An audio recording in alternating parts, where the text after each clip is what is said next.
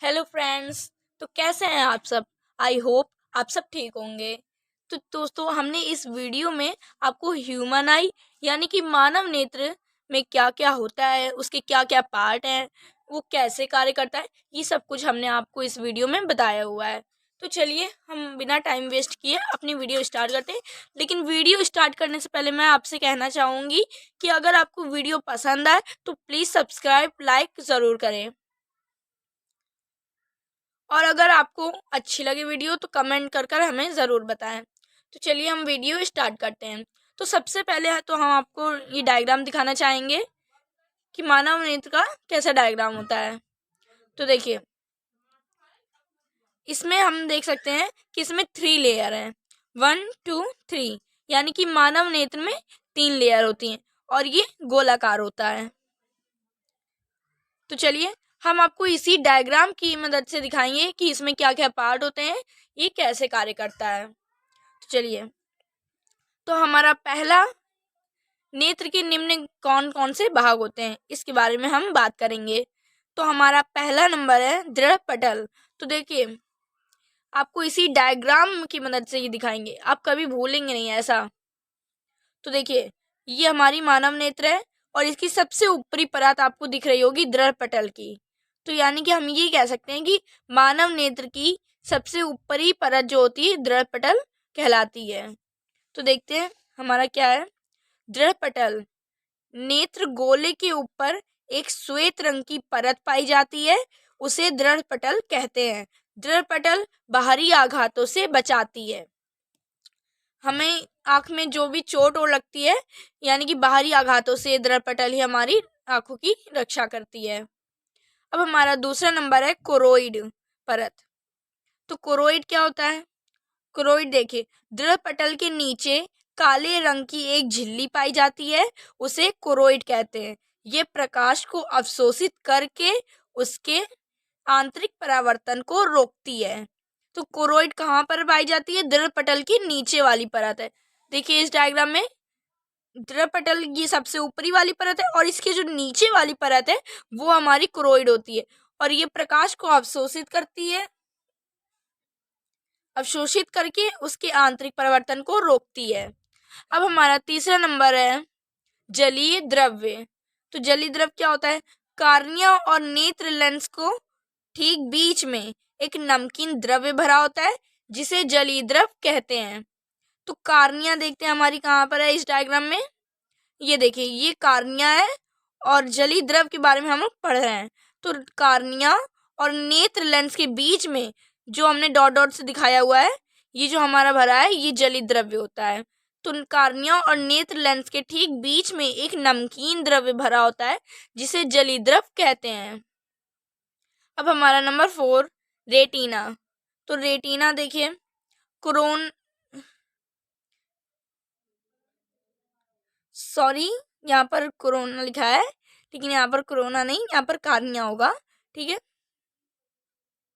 Choroid परत होगा, sorry, choroid के। तो कोरोइड के ठीक नीचे सबसे अंदर की ओर एक पारदर्शी झिल्ली होती है, जिसे रेटिना कहते हैं। तो कोरोइड के ठीक नीचे, कोरोइड परत हमारी ये हो गई, और कोरोइड के ठीक नीचे जो होता है एक पारदर्शी झिल्ली होती है, जिसे रेटिना कहते हैं। और ये क्या करती है? देखिए,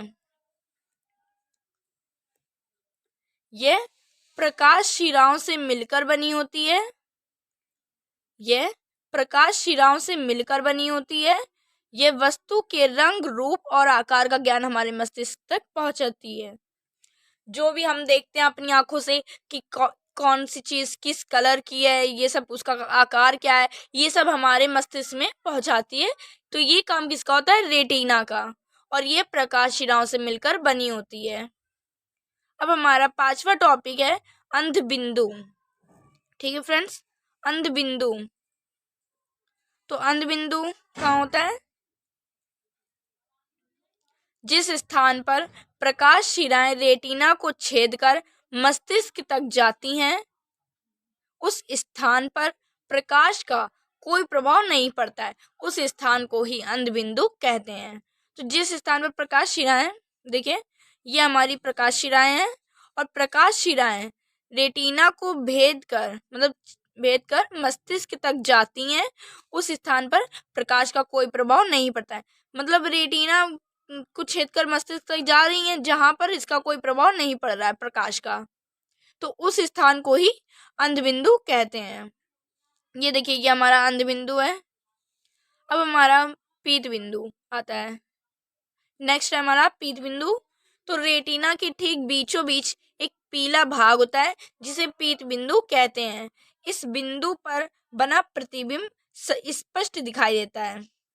तो इस बिंदु पर जो प्रतिबिंब बनता है, पहले हम डायग्राम में देख लेते हैं कि हमारा पीत बिंदु है कहाँ। तो हमने क्या पढ़ा, रेटिना के ठीक बीचों बीच एक पीला भाग होता है जिसे पीत बिंदु कहते हैं। और इस बिंदु पर जो प्रतिबिंब बनता है वो सबसे स्पष्ट रूप से हमें दिखाई देता है। अब हमारा नेक्स्ट है काचाभ द्रव्य। दोस्तों, आपको डायग्राम में दिख रहा होगा कि ये बीच में हमारा काचाभ द्रव्य लिखा है। ये जो हमने डॉट डॉट करके दिखाया है, ये हमारा काचाभ द्रव्य भरा है। तो देखिए, काचाभ द्रव्य क्या होता है। नेत्र लेंस के ठीक पीछे नेत्र लेंस के ठीक पीछे एक पारदर्शी द्रव्य भरा होता है जिसे काचाभ द्रव्य कहते हैं। इसका भी अपवर्तनांक 1.336 होता है। तो ये हमारा पूरा काचाभ द्रव्य भरा हुआ है। अब हमारा नेक्स्ट है कार्निया। तो नेत्र गोले के ठीक सामने एक पारदर्शी उभरा हुआ भाग होता है जिसे कार्निया कहते हैं। तो डायग्राम में देखिए कार्निया कहाँ है, ये देखिए कार्निया है ना। तो हमारा लिखा क्या है, नेत्र गोले के ठीक सामने एक पारदर्शी द्रव्य उभरा होता है, एक पारदर्शी उभरा हुआ भाग होता है जिसे कार्निया कहते हैं। ये देखिए, यहाँ का भाग ये उभरा हुआ है ना, तो यही है कार्निया ये। अब हमारा नेक्स्ट है आइरिस। कार्निया के ठीक पीछे एक रंगीन अपारदर्शी झिल्ली होती है जिसे आइरिस कहते हैं, है ना। कार्निया के ठीक पीछे एक रंगीन, ये देखिए जिसे हमने ब्लू से दिखाया हुआ है, इसे आइरिस कहते हैं। ये देखिए, ये जो हमने ब्लू से आपको दिखाया हुआ है, इसे आइरिस कहते हैं।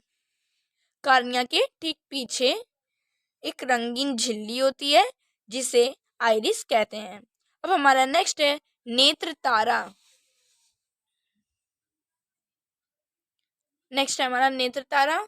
आइरिस के ठीक बीचों बीच एक छोटा सा छिद्र होता है जिसे पुतली अथवा नेत्र तारा कहते हैं। तेज प्रकाश में सिकुड़ जाती है तथा कम प्रकाश में फैल जाती है जिससे कि यह प्रकाश की सीमित मात्रा को ही अंदर प्रवेश करने देती है। तो देखिए, फिर से हम देखते हैं नेत्र तारा आइरिस के ठीक बीचों बीच है ना। तो आइरिस ये है हमारा ब्लू कलर का, और इसके बीचों बीच एक छोटा सा छिद्र होता है जिसे पुतली अथवा नेत्र तारा कहते हैं। ये तेज प्रकाश में सिकुड़ जाती है और कम प्रकाश में फैल जाती है जिससे कि ये प्रकाश की सीमित मात्रा को ही अंदर जाने देती है। अब हमारा नेक्स्ट है नेत्र लेंस। आइरिस के ठीक पीछे के भाग को नेत्र लेंस कहते हैं। आइरिस के ठीक बीच के भाग को नेत्र लेंस कहते हैं। यह कई मांसपेशियों से मिलकर जुड़ा होता है। इसके अगले भाग की त्रिज्या बड़ी तथा पिछले भाग की त्रिज्या बराबर होती है। इससे अपनी फोकस दूरी को स्वतः ही परिवर्तन करने की क्षमता होती है जिसे नेत्र लेंस की समंजन क्षमता भी कहते हैं।